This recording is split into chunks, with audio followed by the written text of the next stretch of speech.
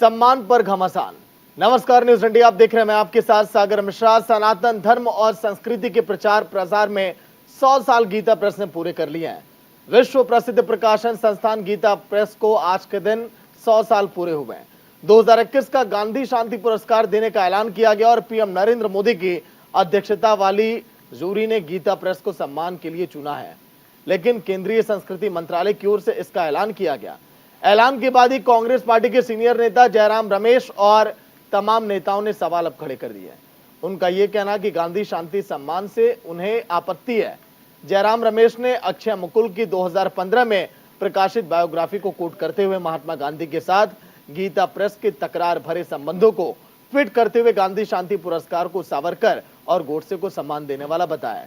जयराम रमेश के विवादित ट्वीट के बाद देश भर से लगातार अब प्रतिक्रियाएं सामने आ रही हैं, लेकिन पहले आपको रिपोर्ट दिखाएंगे, फिर करेंगे चर्चा कि आखिर गीता प्रेस के सम्मान को लेकर क्यों मचाया बवाल।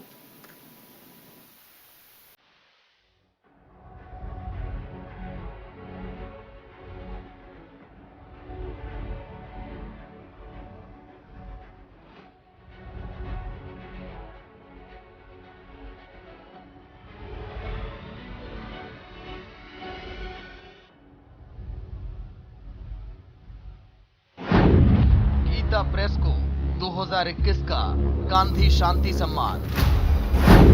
सम्मान पर कांग्रेस नेता जयराम रमेश परेशान। सम्मान में कांग्रेस को दिखे गोडसे और सावरकर।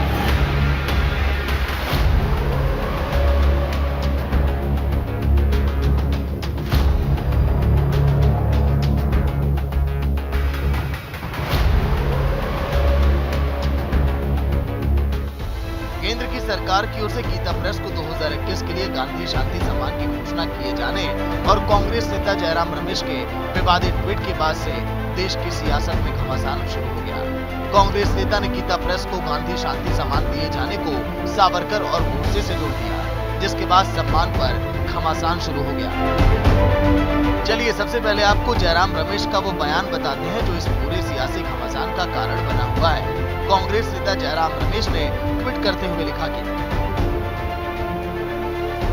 2021 के लिए गांधी शांति पुरस्कार गोरखपुर में गीता प्रेस को प्रदान किया गया है, जो इस साल अपनी शताब्दी मना रहा है। अक्षय मुकुल की 2015 में बहुत अच्छी बायोग्राफी आई थी।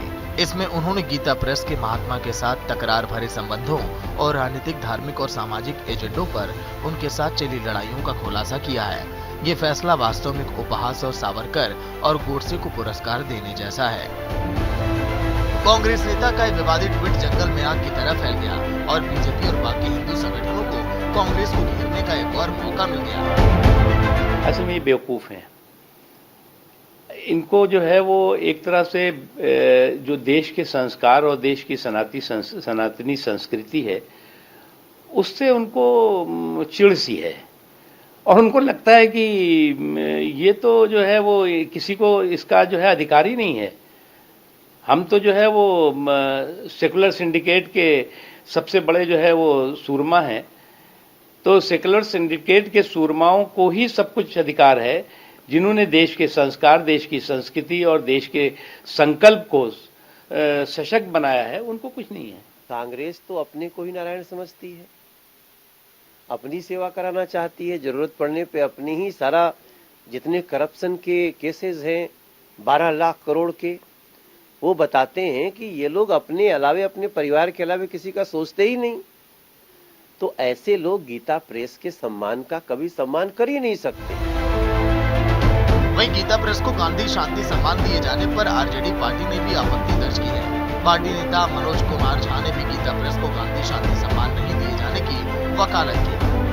आपको बता दें कि बीते रविवार को पीएम नरेंद्र मोदी की अध्यक्षता वाली एक समिति ने वर्ष 2021 का गांधी शांति अवार्ड गोरखपुर स्थित गीता प्रेस को प्रदान करने का निर्णय लिया है। गीता प्रेस को गांधी शांति सम्मान अहिंसक और दूसरे गांधीवादी तरीकों से सामाजिक, आर्थिक और राजनीतिक परिवर्तन की दिशा में योगदान के लिए दिया जा रहा है। साल 1995 में राष्ट्रपिता महात्मा गांधी की 125वीं जयंती के अवसर पर उनके आदर्शों के प्रति श्रद्धांजलि के रूप में इस अवार्ड को देने की शुरुआत की गई।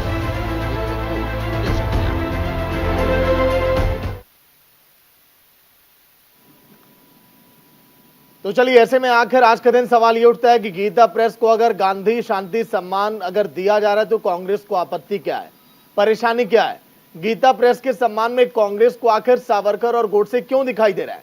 कई ऐसे सवाल हैं जो आज के दिन ज्वलंत मुद्दा होगा। आज हम इसी पर चर्चा करेंगे कि आखिर इस सम्मान पर घमासान क्यों। विजय कौशिक नेता कांग्रेस के हमारे साथ होंगे चर्चा में, आलोक वत्स नेता बीजेपी के जो कि जुड़े हुए इस समय।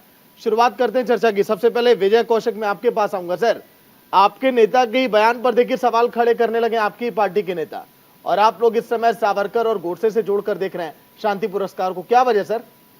देखिए सागर भाई, आपने अगर देखा हो तो जयराम रमेश जी ने जो ट्वीट किया है वो अपने ट्विटर अकाउंट से किया है। कांग्रेस पार्टी के अकाउंट पर इस तरह का कोई ट्वीट नहीं है, यानी कि ये जयराम रमेश जी का निजी बयान है, पहली बात। दूसरी बात, कांग्रेस पार्टी किसी व्यक्ति विशेष की बपौती नहीं है। कांग्रेस पार्टी में करोड़ों हिंदू हैं, उनकी भावनाओं का ध्यान जयराम रमेश जी को रखना चाहिए था कि जिस एक किताब का जिक्र करके वो गीता प्रेस गोरखपुर को कटघरे में खड़ा कर रहे हैं, तो उसकी सत्यता कैसे प्रमाणित होगी, इस बात का उन्हें विचार करना चाहिए था। यह भी हो सकता है कि ट्वीट जयराम रमेश जी ने ना करके उनके किसी असिस्टेंट ने किया हो, और इस बारे में उन्हें अपना पक्ष जरूर रखना चाहिए, पहली बात। दूसरी बात, कांग्रेस पार्टी ये मानती है कि देश के करोड़ों हिंदुओं की आस्था, संस्कृति, भारतीय संस्कृति को बचाने में गीता प्रेस गोरखपुर के साहित्य का भी काफी योगदान है, जो कम कीमत में हिंदू समाज के लोगों को अपनी किताबें मुहैया कराकर भारतीय बच्चों में संस्कृति को जिंदा रखने का प्रयास कर रही हैं। निश्चित तौर पर इसके लिए गीता प्रेस बधाई की पात्र है, और कांग्रेस पार्टी ये मानती है कि जिन बातों मतलब से कि आप कांग्रेस महासचिव पर आप भी सवाल खड़े कर रहे हैं कि जयराम रमेश को ऐसा नहीं करना चाहिए था जो उन्होंने किया है। हो हाँ, बिल्कुल नहीं करना चाहिए। हाँ। भाई बड़ी सीधी सी बात है, भाई कांग्रेस पार्टी करे ना, जयराम रमेश जी को क्या हक है कि निजी तौर से कोई टिप्पणी करें और वो पार्टी के लिए एक सिरदर्दी खड़ा करें? कांग्रेस पार्टी हिंदू जो विचारधारा के लोग हैं, हिंदुओं की जो मूल भावना है, उसके खिलाफ कभी नहीं जाती। और जयराम रमेश जी का ये बयान कहीं ना कहीं जो हिंदू मानसिकता है हमारे देश की, जो हमारी पार्टी की हिंदू विचारधारा की भावना है, उसके खिलाफ है। हम सर्वधर्म में भरोसा रखते हैं। आलोक जी को भी इसका मतलब ये नहीं है कि हम हिंदुओं की भावनाओं के साथ आगे सवाल होंगे। कौशिक जी, आलोक जी सरेंडर कर दिए यहाँ पर, तो कौशिक साहब कह रहे हैं कि हम तो खुद ही समर्थन में नहीं है, जयराम जी के। ऐसा है, मैं थोड़ी देर पहले भी विजय भाई को बधाई दे चुका हूँ। हो सकता है कल इनके ऊपर कांग्रेस कुछ कार्रवाई कर दे, जिसकी पूरी प्रबल संभावना बन रही है। भाई इनके पहले जवाब से मुझे भी ऐसा लग रहा था, लेकिन मुझे इनके साफगोई का आदर करने में कोई हिचक नहीं। पहली बार कांग्रेस के एक प्रवक्ता ने सही दृष्टिकोण अपनाया है। इनके नेता तो मुस्लिम लीग को सेकुलर बोलते हैं। अगर मुस्लिम लीग सेकुलर है तो गीता प्रेस कम्युनल कैसे हो गया, ये मेरे समझ में नहीं आता। और जो जयराम रमेश सागर जी जिस पुस्तक के बारे में उन्होंने रेफरेंस दिया है, जो अक्षय मुकुल ने लिखा है, Gita Press and making of Hindu India, उसके मुताबिक उसमें कुछ बातें हैं जो इनको पसंद नहीं आई। तो मैं इनसे कहता हूं जयराम रमेश जी से कि वो जरा एक बार tragic story of partition HB Seshadri का भी पढ़ ले। उसमें साफ साफ हो जाएगा कि कौन किसका क्या दृष्टिकोण था उसके प्रति।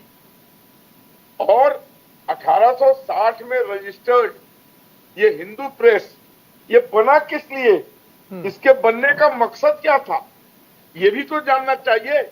इसका एक ही काम रहा है जब से ये बना है, सनातन धर्म के प्रचार प्रसार के लिए ही ये बना था, इसका और कोई उद्देश्य नहीं था। और जितने कम पैसे में रामचरितमानस, हनुमान चालीसा, उद्धव संदेश, बड़ों के जीवन से शिक्षा प्राप्त करना, और उसके बाद भागवत, श्रीमद् भागवत गीता और तुलसीदास चरित्र का रामायण, उसके अलावा जो हमारे वेद और उपनिषद और बाल उपयोगी पुस्तकें, जी जितनी सुलभता से और जितने कम पैसे में इन्होंने उपलब्ध कराई, वो अपने आप में एक मायने रखता है। बिल्कुल। और वैसे ऑर्गेनाइजेशन के बारे में उंगली उठाना, देखिए आचार्य प्रमोद कृष्णन ने भी कहा है बिल्कुल कि कोई भी जिम्मेदार जी उन्हीं के बयान पर आ रहे हैं आलोक जी, उन्हीं कृष्णम साहब के बयान पे ही अब हम आते हैं। देखिए गोरखपुर का मैं भी रहने वाला हूं, गीता प्रेस के बगल में घर है सर मेरा। 1923 में जब गीता प्रेस की स्थापना हुई थी, उसके बाद से आज तक हमेशा गांधी जी की सलाहों पर ही चलता रहा। कौशिक जी को फ्रेम में दिखाइएगा।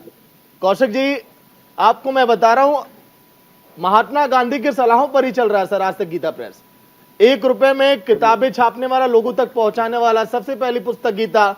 और तो और सर, महात्मा गांधी ने कहा कि गीता प्रेस अपनी किसी भी किताबों में विज्ञापन नहीं छापेगा। और यही नहीं, किसी भी किताब की शुरुआत में देखिए कहीं पर भी जिक्र नहीं किया जाता है कि आखिर अन्य किताबों में क्या छपेगा। इसके अलावा भी कई ऐसी सलाहें थी जो गांधी जी की आज तक मानी गई, फिर भी आपत्ति सर आपके नेता को। आचार्य प्रमोद कृष्णम ये कह रहे हैं कि इसी तरह से अगर कांग्रेस पार्टी करती रही तो आने वाले समय में जो बीजेपी चाह रही है ना कि आप लोग को सिद्ध कर दिया जाए आप लोग हिंदू विरोधी हैं, वही आप लोग का हाल हो जाएगा, नहीं लग रहा है? देखिए इसमें कोई शक नहीं है कि पार्टी में कुछ लोगों का एक ऐसा गिरोह है जो पार्टी की तरफ से इस बात की वकालत तो करता है कि भी दलितों के हितों की रक्षा कैसे की जाए, मुसलमानों के हितों की रक्षा कैसे की जाए, लेकिन कभी ये बात नहीं करता कि ब्राह्मणों के हितों की रक्षा कैसे की जाए, वैश्य समाज के हितों की रक्षा कैसे की जाए। जब हम बात करते हैं तो हमें सबकी बात करनी चाहिए। हम देश की जनता को ये क्यों संदेश देना चाहते हैं कि हम जाति विशेष की उपेक्षा करते हैं और जाति विशेष की मदद करते हैं? हमारा पार्टी का संविधान ये कहता है कि सर्वधर्म सद्भाव हमारे लिए प्रमुख है, हम उसी के अनुसार चलें। हम हिंदू समाज की भावनाओं पर कुठाराघात क्यों करें? हिंदू प्रेस के खिलाफ बयान देकर मुझे बताइए, हिंदू समाज है उसके लिए गीता प्रेस उतनी ही महत्वपूर्ण है जितना किसी के लिए किसी धर्म की कोई बात हो सकती है महत्वपूर्ण। बिल्कुल। जिन्होंने भारतीय संस्कृति को बचाने का काम किया है, किसी ने उनके खिलाफ कोई किताब लिख दी तो हम उस किताब की माने। देश के 100 करोड़ हिंदू जिस बात को कह रहे हैं उस बात को माने हम। अरे भाई मुझे ये बताइए कि भाई गीता प्रेस गोरखपुर ने कहीं समर्थन किया हो मोदी जी का चुनाव में, बिल्कुल, या किसी और दल का, तब तो हमें कहना चाहिए। अरे भाई हम ये तो कह सकते हैं कि जो पुरस्कार उन्हें दिया जा रहा है वो उस मापदंडों पर खरा नहीं उतर रहे, वो एक अलग मुद्दा हो सकता है, लेकिन उनको कहीं ना कहीं गॉड से बना दिया जाना और वीर सावरकर के साथ तुलना करना। वीर सावरकर के पास भी हमारे पास क्या सबूत है कि जो हम ये कहें कि भी वो देश के खिलाफ थे? कोई सबूत नहीं है। इतिहास में तमाम तरह के मिथक हैं, उनको लेकर बात की जाए तो मुद्दे अलग होते हैं। अगर हम कांग्रेस पार्टी के ही संविधान की बात कर लें तो जो उसमें नियम है कि कांग्रेस का जो कार्यकर्ता है वो शराब नहीं पिएगा, सिगरेट नहीं पिएगा, इस हिसाब से अगर जयराम रमेश जी कांग्रेस को चलाने की कोशिश करेंगे तो आधे से ज्यादा पार्टी के नेता बाहर हो जाएंगे। मैं जयराम रमेश जी का स्वागत करूंगा। अगर वो पार्टी संविधान के मुताबिक कांग्रेस पार्टी को चलाना चाहते हैं तो उनका स्वागत है। कहने का भाव ये है कि काम वो करना चाहिए जो देश की जनता चाहती है। आज ये देश हिंदुओं का देश है। अगर हम हिंदुओं को एक साइड में रखकर उन्हें धक्के मारकर भगाकर, देखिए कौशिक जी क्या है कि ट्रस्टियों के दम पर चलता है गीता प्रेस। गीता प्रेस देखिए वहां के जो संभालने वाले लोग हैं उन्होंने साफ तौर पर यह कह दिया कि नहीं 1 करोड़ की राशि भी मुझे नहीं चाहिए जो इनाम के तौर पर मिल रही है। नहीं, मैं एक चीज और कहना चाहता हूं इस मुद्दे पर। देखिए पिछले दिनों ऐसी खबरें आई थी कि गीता प्रेस गोरखपुर की हालत खराब है, उनकी आर्थिक मदद कीजिए। गीता प्रेस सामने आई, उन्होंने कहा उन्हें किसी की मदद नहीं चाहिए। जब आज के दौर में किसी को चंदा मिलने की संभावना होती है तो लोग इतनी बड़ी झोली फैला देते थे। बिल्कुल। और उन्होंने ये कहा कि नहीं हमें नहीं चाहिए। कितनी बड़ी बात है। आज मोदी जी जो है पीएम केयर्स के नाम पर आज भी झोली फैलाए हुए हैं। तो उन परिस्थिति में अगर कोई संस्था एक अच्छे आदर्श स्थापित करती है तो हमारी पार्टी कांग्रेस पार्टी उनका स्वागत करती है। हाँ, पुरस्कार देने को जो मापदंड बने हैं उन मापदंडों को लेकर कहीं हमें कुछ हो सकता है कि शिकायत हो, लेकिन हमें गीता प्रेस से कोई शिकायत नहीं है। उसने निश्चित तौर पर भारतीय संस्कृति के लिए एक बेहतर काम किया है और कांग्रेस पार्टी उसकी सराहना करती है। चलिए आलोक जी, देखिए गीता प्रेस की तारीफ में हमारे कौशिक साहब अब कसीदे पढ़ रहे हैं। कोई बड़ी बात नहीं है, कल के दिन इनका बयान ट्विटर पे ट्रेंडिंग में चला जाए और कांग्रेस इन पर कार्रवाई कर दे, क्योंकि जयराम रमेश कांग्रेस के महासचिव हैं। ये भी आचार्य प्रमोद कृष्णम की तरह खुलकर ये कह रहे हैं कि पूरी तरह से जयराम रमेश ने गलत किया है। लेकिन आलोक जी बताइए, लगभग 42 करोड़ किताबें छापने वाला गीता प्रेस, 1-1 रुपए में लोगों तक गीता पहुंचाने वाला, धार्मिक किताबें लोगों के दरवाजे तक जा रही हैं। गाड़ियां अपने नोएडा में और दिल्ली में भी देखिए हर जगह दौड़ती रहती हैं, आपने देखा होगा। उस पर सवाल खड़े करना और जो विचारधारा कांग्रेस की इस समय पूरे देश भर में है, जिस पर बीजेपी चुटकी लेती है, जिस पर आप लोग बताइए मुद्दा जिसको बना देते हैं, वही गलती यहां भी लोग कर बैठे हैं। आलोक जी देखिए, मैं विजय भाई को बधाई देता हूं।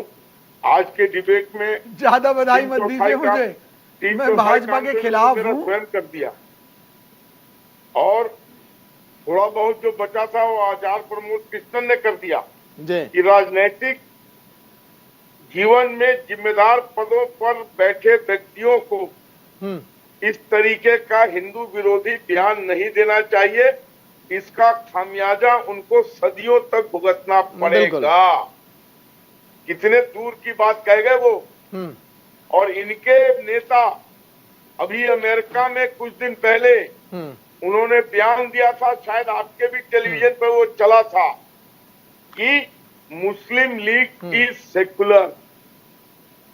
अगर मुस्लिम लीग सेकुलर है तो वर्ल्ड का largest publisher of Hindu religious books वो कम्युनल कैसे हो जाए?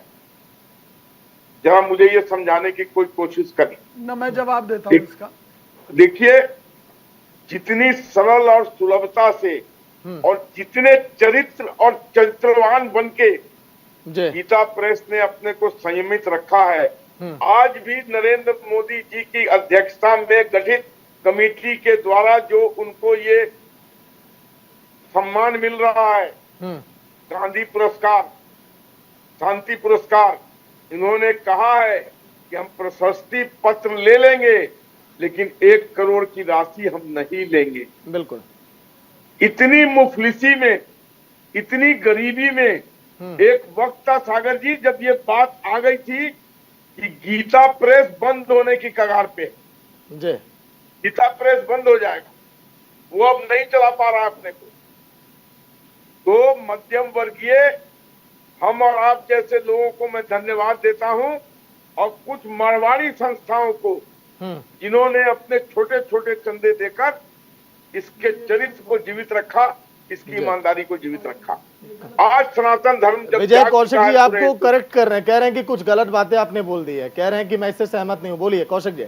आलोक भाई, जब ये बातें आई थी तो गीता प्रेस ने कंफर्म किया था कि उनकी कोई आर्थिक हालात खराब नहीं है और उन्हें किसी का चंदा नहीं चाहिए। तो इसलिए ये कहना कि लोगों के चंदे से वो पुनर्जीवित हुई, ये कहना गलत होगा। हो गई थी, शायद सागर जी इस बात की पुष्टि करेंगे, कर दें सागर जी, मैं मान लूंगा। देखिए क्या है सर कि गीता प्रेस की अगर बात करें तो हमेशा ट्रस्टियों के दम पर ही चला आलोक जी।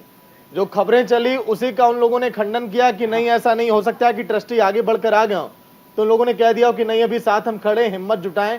और देखिए मुझे लग रहा है कि जो पीएम नरेंद्र मोदी के नेतृत्व में इस समय ये पुरस्कार दिया जा रहा है, ये हौसला उन लोगों का और बढ़ाएगा। लेकिन विजय कौशिक जी, मैं ये कहना चाह रहा हूं सर, हर एक हिंदुओं के घर में इस समय गीता प्रेस की छपी, इस समय गीता की किताब रखी हुई है सर। वो गीता जो लोग रोज पढ़ते हैं उससे ना जाने लोगों ने कितने ज्ञान अर्जित किए, और इस तरह का बयान देना हिंदुओं को आहत करने वाला है सर। रामचरितमानस, देखिए आलोक जी, मेरे से सवाल पूछा गया, मैं उसका जवाब दे दूं। घर में होगा नहीं कौशिक जी, ऐसे नेताओं को आप कहिए अपने आलाकमान से समझाएं। देखिए सागर जी, इसमें कोई शक नहीं है कि हमारी पार्टी के अंदर कुछ चंद लोग गिरोह बनाकर काम कर रहे हैं, जो कहीं ना कहीं हमारी पार्टी की नीतियों के खिलाफ भी काम करके पार्टी को नुकसान पहुंचा रहे हैं। भाई आप ये बताइए कि जब देश का विभाजन हुआ था और पाकिस्तान दे दिया गया मुसलमानों को, तो इस देश में हिंदुओं के हितों की रक्षा को प्रायोरिटी कांग्रेस ने दी थी। इस देश में जितने भी संस्थान बने, जितनी भी तरक्की हुई, उसमें हिंदुओं को सबसे अहम लेकिन स्थान कौशिक जी कांग्रेस पार्टी ने दिया। दर्शक भी आज हमारी पार्टी की थोड़ा ये समझ ले सर, क्योंकि डिबेट का निचोड़ अभी वो निकल कर नहीं आया कि जयराम रमेश आखिर कहना क्या चाह रहे थे। प्रेस के सम्मान में उन्हें सावरकर और गोडसे क्यों दिखाई दिए, ये थोड़ा 2 लाइन में बताइए। बेशक आप सहमत नहीं है, ये हम जान चुके, पूरा देश अब जान चुका है। देखिए, उनकी अपनी वैचारिक जो विचारधारा है वो उनकी अलग है। जयराम रमेश जी की, उन्होंने कोई किताब पढ़ ली और उस किताब के आधार पर उन्होंने निष्कर्ष निकाल दिया कि गीता प्रेस, गोरखपुर और गॉडसे की विचारधारा में कोई फर्क नहीं है। उन्होंने निचोड़ निकाल दिया कि वीर सावरकर की विचारधारा और गीता प्रेस गोरखपुर की विचारधारा में कोई फर्क नहीं है, इसलिए गीता प्रेस को सम्मान देना, गॉडसे को सम्मान देना है। कांग्रेस पार्टी इस बात से कतई सहमत नहीं है। क्यों? क्योंकि मतभेद किस चीज को लेकर नहीं है। आज जयराम रमेश जी के लिए भी लोग कहते हैं कि भाई जो रिटायर्ड अधिकारी हैं वो कांग्रेस में आकर कांग्रेस का भट्टा गोल कर रहे हैं, बेड़ा गर्क कर रहे हैं। तो क्या इन बातों के आधार पर कांग्रेस पार्टी जयराम रमेश जी को पार्टी से बाहर निकाल दे? नहीं। जो पार्टी के लिए अच्छा काम कर रहा है उसकी समीक्षा होनी चाहिए, और कोई भी विचार जब हम पार्टी की तरफ से व्यक्त करते हैं तो वो विचार ऐसा होना चाहिए जो देश के करोड़ों लोगों को पार्टी के साथ जयराम रमेश जी को अधूरा ज्ञान था, पार्टी से तोड़े। कौशिक जी, अधूरा ज्ञान था, उन्हें शायद पता नहीं था कि गांधी जी के सामने ये स्थापना हुई गीता प्रेस की। उन्हें शायद ये नहीं पता था कि गांधी जी के सलाह पर ही गीता प्रेस आज तक चल रहा है। सर, मैं देश की जनता से एक बात कहना चाहता हूं और जयराम रमेश जी से भी कहना चाहता हूं, महात्मा गांधी वो शख्सियत थे जिन्होंने अपने दुश्मनों को भी गले लगाया। जो लोग उनकी विचारधारा से सहमत नहीं थे, गांधी जी उनका भी सम्मान करते थे। वैचारिक मतभेद कहाँ नहीं है। चलिए, लेकिन ठीक है कौशिक जी, क्या हम वक्त का मैं 30 सेकंड का वक्त ले रहे हैं आलोक जी से। आलोक जी, आखिरी कमेंट आपका। चलिए ठीक है आलोक जी, वक्त थोड़ा कम है, बहुत बहुत शुक्रिया आपका चर्चा में शामिल होने के लिए। कौशिक जी, आपका भी जिस तरह से आपने देखा बयान को लेकर घमासान पूरे देश भर में मचा हुआ है, लेकिन कांग्रेस के कई नेता कांग्रेस महासचिव जयराम रमेश का विरोध कर रहे हैं। ऐसे में देखना होगा कि क्या कल के दिन अपने बयानों से पलटते हैं या फिर कायम रहते हैं। फिलहाल इतना ही, देखते रहिए न्यूज़ इंडिया। नमस्कार।